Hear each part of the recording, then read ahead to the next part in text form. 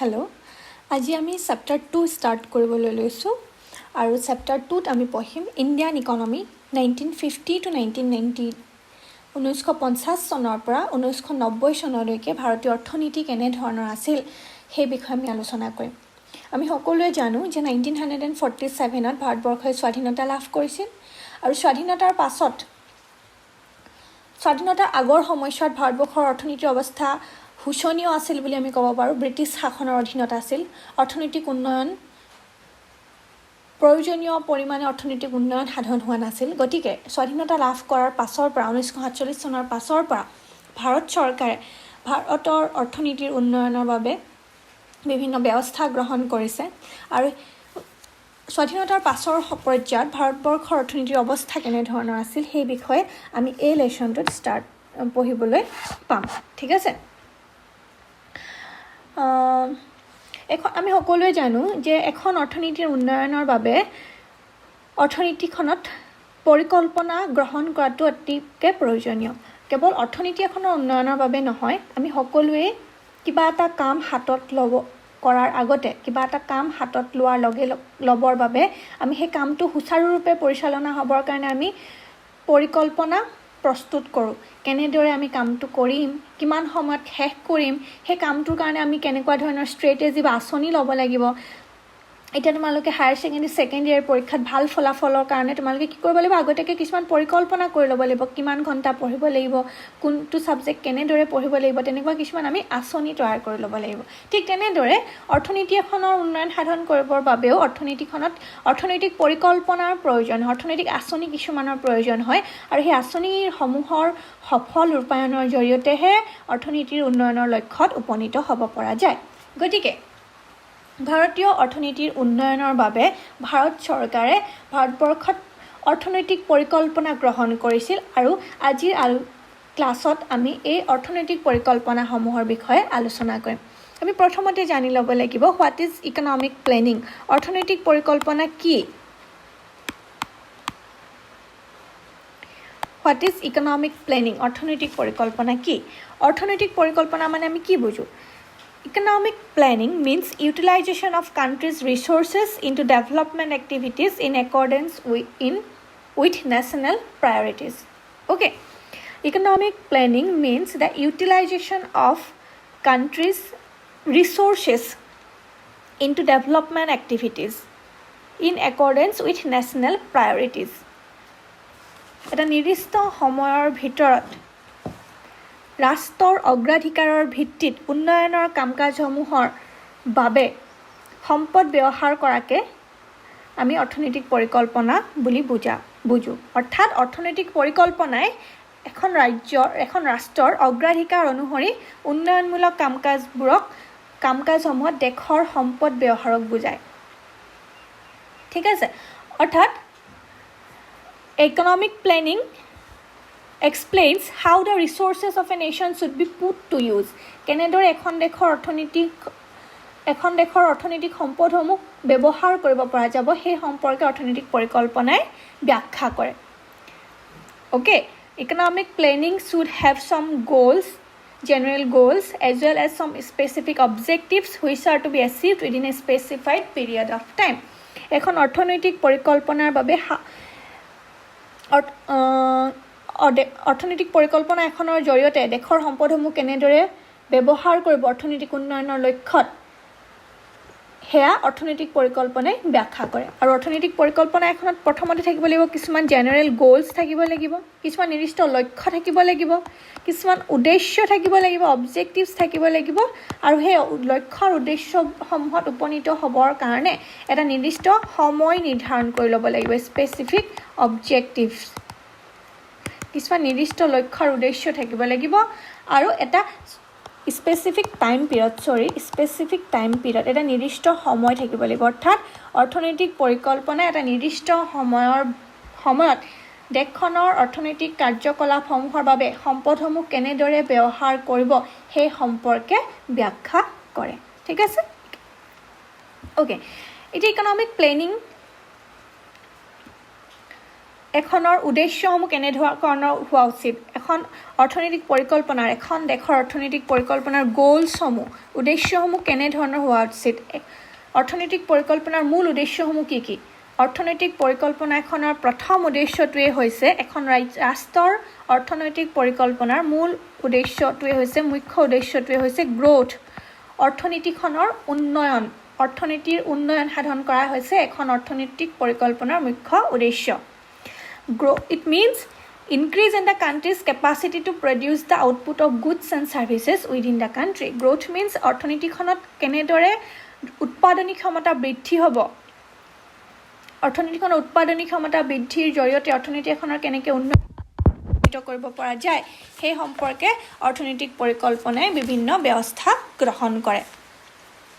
ঠিক আছে প্ৰথম অৰ্থনৈতিক পৰিকল্পনা এখনৰ মূল উদ্দেশ্যটোৱে হৈছে ইকনমিক গ্ৰোথ এটেইন কৰা অৰ্থাৎ টু এটেইন ইকনমিক গ্ৰোথ অৰ্থনৈতিক উন্নয়নৰ লক্ষ্যত উপনীত হোৱা সেকেন্ডটো হৈছে মডাৰ্নাইজেশ্যন আধুনিকীকৰণ অৰ্থনৈতিক পৰিকল্পনাৰ দ্বিতীয় উদ্দেশ্যটো হৈছে আধুনিকীকৰণ মডাৰ্নাইজেশ্যন means to increase the production of goods and services the producers have to adopt new technology okay উৎপাদনী ক্ষমতা এখন দেশৰ উৎপাদনী ক্ষমতা বৃদ্ধিৰ জৰিয়তে অৰ্থনীতিৰ উন্নয়ন লক্ষ্যত উপনীত হ'বৰ কাৰণে দেশখনৰ উৎপাদনী কৌশলসমূহ আধুনিক হ'ব লাগিব অৰ্থাৎ আধুনিক উৎপাদন কৌশল ব্যৱহাৰ কৰিলেহে এখন দেশৰ অৰ্থনৈতিক উৎপাদনী ক্ষমতা বৃদ্ধি পাব আৰু অৰ্থনৈতিক সম্পদসমূহৰ কাম্যতম ব্যৱহাৰ হ'ব গতিকে adoption of new technology called modernization আৰু modernization যেতিয়া আমি উৎপাদন পদ্ধতিত নতুন সা-সঁজুলি ব্যৱহাৰ কৰিম তেতিয়া আমি তাক আধুনিকীকৰণ হৈছে বুলি ক'ব পাৰিম আৰু অৰ্থনৈতিক পৰিকল্পনাৰ জৰিয়তে এই মডাৰ্নাইজেশ্যন আধুনিকীকৰণ আহৰণ কৰিব বিচৰা হয় গতিকে অৰ্থনৈতিক পৰিকল্পনাৰ অন্য এটা উদ্দেশ্য হৈছে two attain মডাৰ্নাইজেশ্যন in productive activities উৎপাদনীমূলক কাৰ্যকলাপত আধুনিকীকৰণৰ আহৰণ কৰাটো হৈছে অৰ্থনৈতিক পৰিকল্পনাৰ দ্বিতীয় উদ্দেশ্য তৃতীয়টো হৈছে সেলফ ৰিলায়েন্স আত্মনিৰ্ভৰশীলতা এখন দেশে এনেদৰে উৎপাদনৰ ক্ষেত্ৰত আত্মনিৰ্ভৰশীলতা অৰ্জন কৰিব পাৰে খাদ্য সামগ্ৰীৰ ক্ষেত্ৰতে হওক মূলধনী দ্ৰব্যৰ ক্ষেত্ৰতে হওক আত্মনিৰ্ভৰশীলতা অৰ্জন কৰাটো হৈছে অৰ্থনৈতিক পৰিকল্পনাৰ অন্য এটা উদ্দেশ্য A nation can promote economic growth and modernization by using its own resources or by using resources imported from other nations. Okay? And self-reliance means avoiding imports of those goods which could be produced in the country itself. Self-relianceৰ জৰিয়তে আত্মনিৰ্ভৰশীলতা অৰ্জনৰ জৰিয়তে এখন দেশে নিজৰ দেশখনৰ প্ৰয়োজনীয় দ্ৰব্য সামগ্ৰীৰ বাবে অন্য দেশৰ ওপৰত নিৰ্ভৰশীলতা হ'ব নালাগে অন্য দেশৰ ওপৰত নিৰ্ভৰশীল হ'ব নালাগে ঠিক আছে গতিকে অৰ্থনৈতিক আত্মনিৰ্ভৰশীলতা যেতিয়া অৰ্জন কৰে তেতিয়া এখন দেশৰ আমদানিৰ পৰিমাণ হ্ৰাস হয় দেশখনে দেশৰ ভিতৰতে প্ৰয়োজনীয় সকলোবিলাক দ্ৰব্য সামগ্ৰী উৎপাদন কৰি লোৱাৰ ক্ষমতা আহৰণ কৰিব পাৰে গতিকে অৰ্থনৈতিক পৰিকল্পনাৰ জৰিয়তে দেশ এখনে আত্মনিৰ্ভৰশীলতা অৰ্জন কৰাৰ উদ্দেশ্য পূৰণ কৰিবলৈ চেষ্টা কৰা হয় ঠিক আছে 4 নম্বৰটো হৈছে ইকুইটি সমতা অৰ্থাৎ এখন দেশত সমতা থাকিব লাগিব অৰ্থাৎ there is no gap between rich and poor ধনী আৰু দুখীয়াৰ কোনো ধৰণৰ পাৰ্থক্য থাকিব নালাগিব আঞ্চলিক বৈষম্যতা থাকিব নালাগিব যেনে অঞ্চলভেদে যিবিলাক পাৰ্থক্য থাকে কিছুমান বহুত অঞ্চল বহুত আধুনিক হৈ পৰিছে কিছুমান এতিয়াও কিছুমান অঞ্চলত বেছিক সা-সুবিধা বুনিয়াদী সা-সুবিধাৰ অভাৱ ঘটা দেখা যায় গতিকে সকলো অঞ্চল যাতে সমানে আগবাঢ়ি যায় সকলো লোক যাতে সমানে আগবাঢ়ি যায় দেশৰ সকলো লোকে যাতে অৰ্থনৈতিক কাৰ্যাৱলীত সমানে অংশগ্ৰহণ কৰিব পাৰে সেই উদ্দেশ্য আগত ৰাখি অৰ্থনৈতিক পৰিকল্পনা এখন প্ৰস্তুত কৰা হয় গতিকে অৰ্থনৈতিক পৰিকল্পনাৰ চতুৰ্থ উদ্দেশ্যটো আমি সাধাৰণ উদ্দেশ্যটো আমি সমতা বুলি ক'ব পাৰোঁ সমতা আহৰণ টু এটেইন ইকুইটি যাতে সকলো মানুহে অৰ্থনৈতিক কাৰ্যকলাপসমূহত অংশগ্ৰহণ কৰাৰ সুবিধা লাভ কৰে ঠিক আছে এটা হৈছে প্ৰধান লক্ষ্য এখন অৰ্থনৈতিক পৰিকল্পনাৰ প্ৰধান লক্ষ্য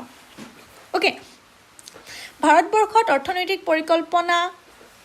প্ৰস্তুতকৰণৰ বাবে 1950 চনত প্লেনিং কমিশ্যন পৰিকল্পনা আয়োগ গঠন কৰা হৈছিল 1950 চনত পৰিকল্পনা আয়োগ গঠন কৰা হৈছিল আৰু পৰিকল্পনা আয়োগৰ সভাপতি আছিল সেই সময়ৰ প্ৰাইম মিনিষ্টাৰ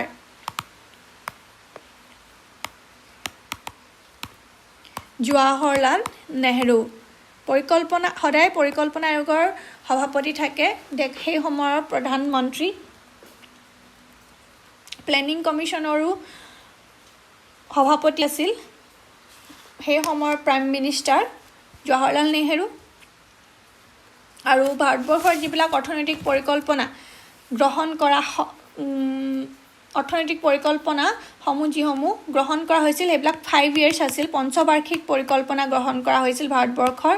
ভাৰতবৰ্ষত 1950 স্বাধীনতাৰ পাছৰ পৰা প্লেনিং কমিশ্যনৰ জৰিয়তে যিসমূহ পৰিকল্পনা হাতত লোৱা হৈছিল সেই পৰিকল্পনাসমূহৰ আমি কৈ আহিছোঁ যে অৰ্থনৈতিক পৰিকল্পনা এখনৰ এটা নিৰ্দিষ্ট সময় থাকিব লাগিব আৰু ভাৰতবৰ্ষৰ অৰ্থনৈতিক পৰিকল্পনাসমূহৰ নিৰ্দিষ্ট সময় আছিল 5 বছৰীয়া কাৰ্যকাল আছিল 5 বছৰীয়া এখন পৰিকল্পনা 5 বছৰ ঠিক আছে কিন্তু 1950 চনৰ আগতেও অৰ্থাৎ স্বাধীনতাৰ আগতেও ভাৰতবৰ্ষত অৰ্থনৈতিক পৰিকল্পনা হৈছিল হাতত লৈছিল ভাৰত চৰকাৰে সেই সময়ৰ ব্ৰিটিছ চৰকাৰে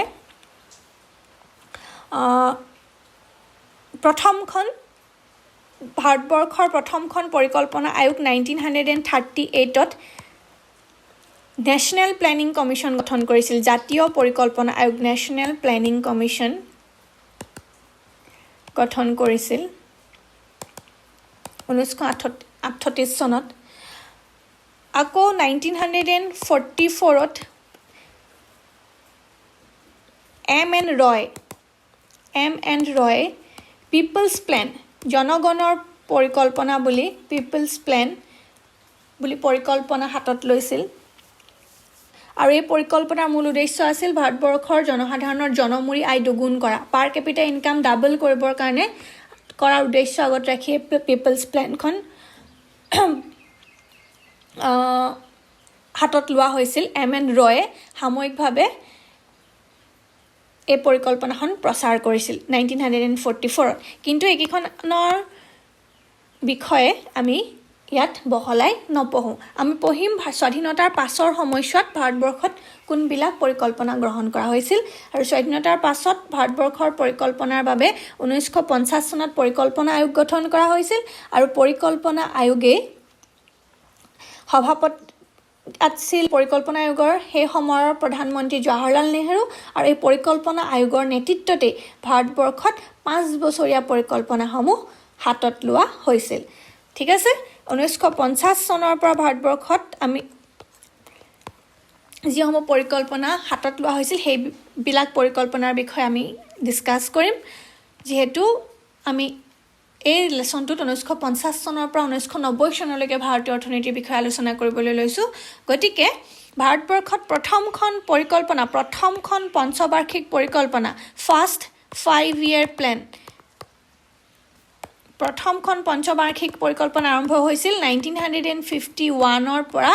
1956 51ৰ পৰা 56লৈকে 5 বছৰীয়া পৰিকল্পনা ঠিক আছে সেকেন্ড 5 ইয়াৰ প্লেন ষ্টাৰ্ট হৈছিল 1956ৰ পৰা 1961লৈ তেনেকৈ 5 বছৰ যোগ কৰি দিয়া থাৰ্ড 5 ইয়াৰ প্লেনিংখন হৈছিল 1961ৰ পৰা 1966লৈকে হ'ল কিন্তু এই 1966ৰ পৰা থাৰ্ড পৰিকল্পনাৰ পাছতে ভাৰতবৰ্ষত পঞ্চবাৰ্ষিক পৰিকল্পনা সাময়িকভাৱে স্থগিত কৰা হৈছিল সাময়িকভাৱে স্থগিত কৰি তিনিখন এনুৱেল প্লেন লৈছিল বাৰ্ষিক পৰিকল্পনা ল'লে এনুৱেল প্লেন তিনিখন এনুৱেল প্লেন লৈছিল 1966ৰ পৰা 67লৈকে এখন 1967ৰ পৰা 68লৈকে এখন আৰু 1968ৰ পৰা 69লৈকে এখন তিনিখন বাৰ্ষিক পৰিকল্পনা ল'লে ঠিক আছে পঞ্চবাৰ্ষিক পৰিকল্পনাটো সাময়িকভাৱে স্থগিত কৰিলে তাৰ পাছত 1969ৰ পাছত আকৌ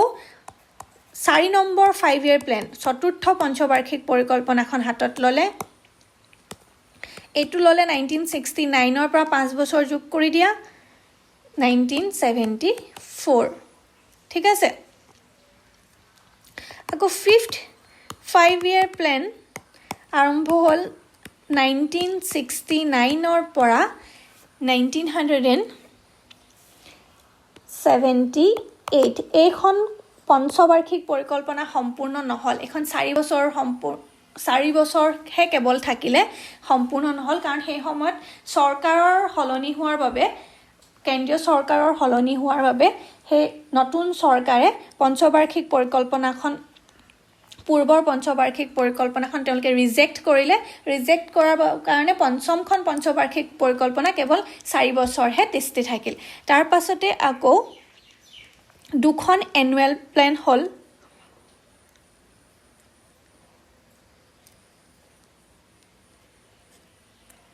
ঠিক আছে দুখন এনুৱেল প্লেন হ'ল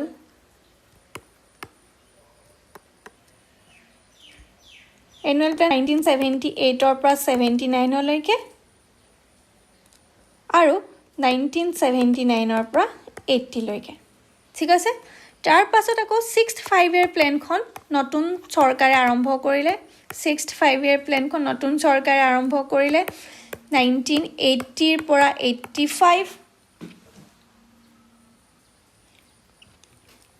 তাৰ পৰা 7th 5-year প্লেনখন ষ্টাৰ্ট কৰিলে 1985 পৰা 1990 ঠিক আছে আৰু 1990 চনলৈকে সপ্তমখন পঞ্চবাৰ্ষিক পৰিকল্পনা শেষ হ'ল আৰু সেই সময়ছোৱাত ভাৰতবৰ্ষৰ অৰ্থনীতিৰ কিছুমান গাঁথনিগত পৰিৱৰ্তন হ'ল গাঁথনিগত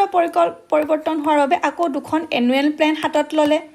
পঞ্চবাৰ্ষিক পৰিকল্পনা আকৌ স্থগিত ৰাখিলে 1990 পৰা 91 আৰু 1991 পৰা 92 লৈকে দুখন এনুৱেল প্লেন ল'লে আৰু 8th 5-year প্লেনখন ষ্টাৰ্ট হ'ল 1992 পৰা 1997 9th খন আৰম্ভ হ'ল 1997 পৰা 1997 পৰা 2002 আৰু 10th খন আৰম্ভ হ'ল 2002 পৰা 2007 11th পঞ্চবাৰ্ষিক পৰিকল্পনাখন আৰম্ভ হ'ল 2007 পৰা 2012 এনে ঠিক আছে আৰু দ্বাদশ 12th 5-year প্লেন ষ্টাৰ্ট হ'ল 2012 পৰা 5 বছৰ যোগ কৰি দিয়া